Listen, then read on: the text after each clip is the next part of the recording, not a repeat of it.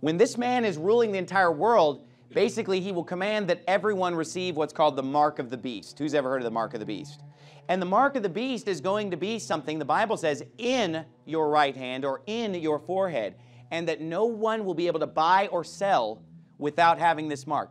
Now, people might have read this a few hundred years ago and said, how can you do that? How can you make people not be able to buy or sell unless they have this mark? Can't we just pull out cash? Think about the way the technology is. This money that I hold in my hand, this Federal Reserve note, it's a piece of paper. It's worthless. It does not have any intrinsic value. When you see a cashless society starting to develop, more and more we're getting away from using cash. There will be a time when physical money is just going to cease to exist. So is paper money a relic of a bygone era?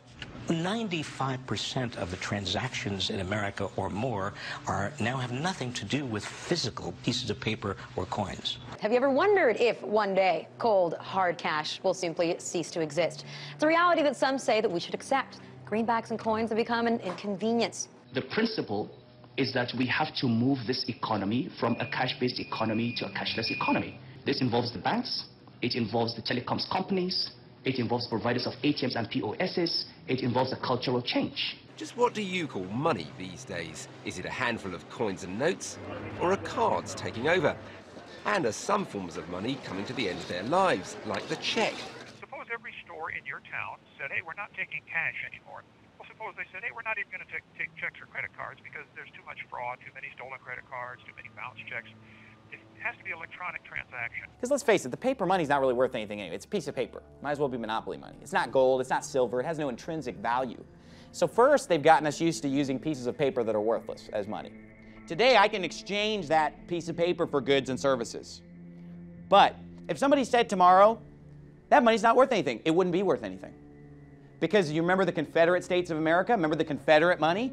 People saved up Confederate money in the mattress. Guess what? It wasn't worth anything. So, well, they could do that to you too. And just say, well, your paper money's no good. Now it's all just in your account. It's all tied in with your Facebook and your YouTube channel and your Gmail. And it's great because there's no identity theft. You don't have to worry about leaving your wallet at home. You don't have to worry about your credit card being stolen. It's all just completely cashless. We can control the drugs because there won't be any way to have a cash transaction.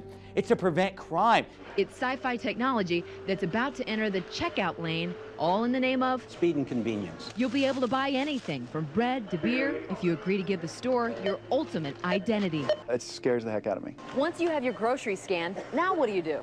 Touch your index finger to the image reader and you've paid in about 3 seconds, all with the touch of your fingertip. It's called Biometrics, an automated way to recognize you based on your unique biological characteristics.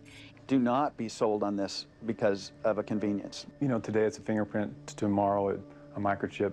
Maybe that ushers in the mark of the beast. Donnie Attaway quit his management job at Quick Trip when the convenience store chain told him he had to swipe his finger to clock in and clock out. And although it may be optional today, who knows about tomorrow. Experts say biometrics are about to pervade every aspect of our economy and daily lives. And you put your finger in there, and my name comes up, and she's got all my information. And it's that quick? It's very quick. Love it? Love it. People across the world already use biometrics. The U.S. government, the airlines, gas stations, even Walt Disney World uses technology that can read guests' blood veins in lieu of carrying day passes. This one world government is going to have so much power that it's going to be able to dictate that no person on this earth will be able to buy or sell without having the mark of the beast. Now it's interesting, the King James Bible very clearly says that the mark of the beast, this mark that will be required for you to buy or sell, will be located in their right hand or in their forehead. This could be some kind of an implantable chip, where in order to buy or sell, you're just going to need to scan this chip. What's going to happen one day is that they will say, this paper money, that $100 in your pocket, it's worthless. You must scan to pay. It's all electronic now. Now you go to the grocery store, you ring up your groceries, and then just... And if you don't have a hand, no problem, because we'll put it in your head, because everybody has a head. You know what I mean? And you'll just, check out at the checkout. And so it'll just, all the money will just be electronic format. And it's already going that way. Cell phones are starting to have a scanner. So it could be basically, let's say there's an exchange of goods and services between two people, right? Okay, that's going to be $10.50. Go ahead and give me your right hand so I can just scan it with my smartphone. Okay, now I just took the money from his account. Oh, you just gave my son a piano lesson. Let me get you paid. Think about it now. The smartphone can be used to scan the mark of the beast, okay? And you can't buy or sell without it. In medical news tonight, a chip the size of a grain of rice could save your life. You're rushed to a hospital unconscious with no ID or medical history, but thanks to a microchip under your skin, it's all there. Science fiction 20 years ago, but a biometric reality today. I think it is possible to free us completely of our wallets and keys using biometric technology, if that's what people want in 10 years' time. The challenge is to safeguard our privacy in a brave new world. New microchip technology now makes it possible for the emergency room staff to find out about your medical history at the touch of a computer key. So many emergency physicians have to operate blind. We have to make medical decisions not knowing what medicines you take or what allergies you have. Harvard Dr. John Halomka says this radio frequency identification chip may solve that problem. He had it implanted in his right upper arm. A scanner reads an identification number. Those 16 digits are then entered into a secure website where his medical history is stored. EMT worker Brian Orsatti says the chip could help emergency workers. One of the big things is if you ever have some type of trauma patient where they come in and they're unable to give you their information and or their medical history. Dr. Halomka says the benefits are clear. I'm a rock climber, and I believe that if I fall off a cliff and you find me unconscious, the comfort of being able to scan me and figure out who I am outweighs my concern for privacy.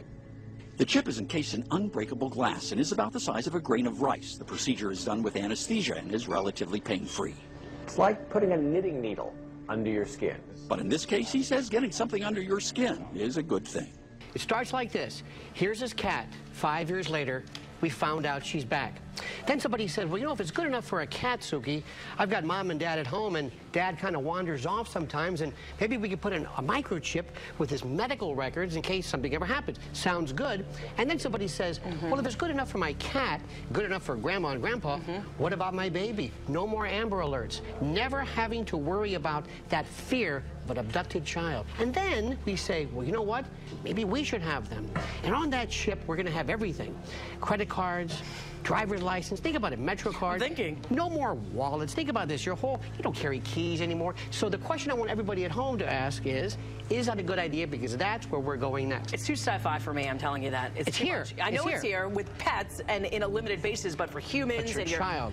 Your child, I mean, come on. People in the past might have wondered, how could this be implemented? How do you stop people from buying or selling if they don't have a mark? But we see now the technology developing that would make it very easy for no one to be able to buy or sell without having this mark. If this were allowed to continue, yeah, you're right, all believers would be killed. Because think about it. Look at the technology. Look at the surveillance cameras that are going up everywhere. The satellites. Now the police are using drones with cameras to fly around and spy on you. Have you seen that? Surveillance drones. You have them now they're installing microphones at street corners where they can listen in to what you're saying. And it's like the dystopic novel 1984. That's the way our country is going, to where it's a total surveillance society. Used to be you just got on an airplane. Now you got to be by the TSA. Now you got to go through a body scanner. Now you got to be scanned. You got to be patted down. You've got to have ID with you at all times. And police are constantly, where's your ID? There are your papers. Your papers are not in order. You know, and that's the country that we're living in now. The United States Federal Reserve is considering the creation of a digital dollar. Cyber currencies have many supporters, yet critics warn they would be a privacy nightmare. One currency expert claims the removal of cash would push America closer to a totalitarian state. Federal Reserve Chairman Jerome Powell told the House Financial Services Committee in March that the Fed had already begun testing a digital dollar. So what we're doing is experimenting in kind of early stage experimentation. How would this work? Does it work? What's the best technology? What's the most efficient? Just like paper dollars, a central bank digital currency, or CBDC, would be issued by the Federal Reserve. Those pushing for it say it would have several advantages over physical money. They say it could be used to fight inflation because the Fed would have more direct control over the money supply. Opponents warn that it could be a very effective instrument of government control. Physical money has been called one of the last bastions of privacy. Laws like the Bank Secrecy Act have already stripped away most of the privacy from bank accounts and financial transactions. Currency expert James Rickards says a digital currency would move America closer to a totalitarian state. If I buy anything, the government doesn't know it. MasterCard kind of knows it, but even MasterCard uses product codes. So they don't say, you know, Jim bought a Snickers. It says Jim bought miscellaneous merchandise at a retail place. So the government doesn't know what you're doing. But with this new central bank digital currency, they will, because they maintain the ledger. So if I buy, you know, Ron DeSantis' new book, or I go to a Donald Trump rally, or whatever it may be, the government, using artificial intelligence and having that information, which they would, are able to profile you. They say, well, this guy kind of looks like a conservative, and maybe he's MAGA. And then you've got a target on your back.